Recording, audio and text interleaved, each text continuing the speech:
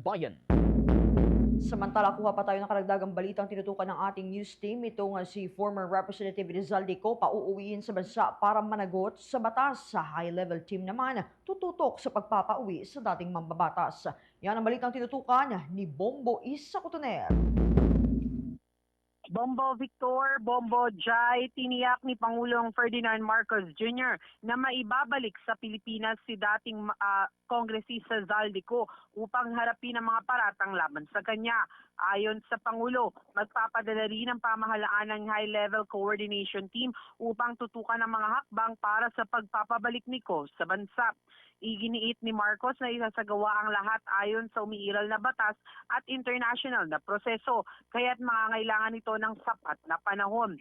Sa oras na maibalik sa Pilipinas, sinabi ng punong ehekutibo na pananagutin si Ko sa harap ng sambayan ng Pilipino kaugnay ng kinakaharap nitong mga kaso, kabilang ang alegasyon ng pagkakasangkot sa multi-billion flood control scam.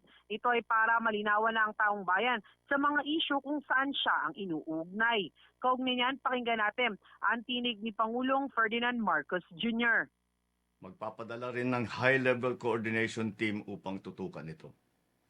Ang ganitong mga proseso ay may sinusunod na mga legal na hakbang sa pagitan ng mga bansa, kaya't nangangailangan na sapat na panahon upang maisagawa ng tama. We will bring Zaldico home, and we will do so in accordance with the law. He will answer to the Filipino people. Sinabi ng Pangulo na kasalukuyang nasa kustodiya pa rin ng mga otoridad ng Czech Republic si Ko habang isinasag legal na hakbang para sa kanyang pagpapauwi. Inatasan na rin niya ang Department of Justice at Department of Foreign Affairs na pangunahan ng pakikipag-ugnayan sa Czech authorities upang matiyak na maayos at naaayon sa batas ng proseso. Si Ko ay isa sa 16 na individual na may kinakaharap na kaso sa Sandigan Bayan ng graft at malversation kaugnay ng umanay substandard na 289 million flood control project sa Nauhan Oriental, Mindoro na ginawa ng Sunwest Corporation, isang kumpanyang pag-aari ng kanyang pamilya. Matatandaang idineklara na rin ng Sandigan Bayan si Ko bilang fugitive from justice. Ayon sa Anti-Money Laundering Council, tumanggap umano si Ko ng 802 million sa pamamagitan ng mga check deposit mula sa mga account ng Sunwest mula 2019 hanggang 2025, kasabay ng kanyang panunungkulan bilang mambabatas na ipinagbabawal sa mga pampublikong opisyal. Mula sa Malacanang, ito si Bombo Isa Cotoner and this is Bombo Radio Philippines, the number one and most trusted source of news and information, sa Radyo Bombo.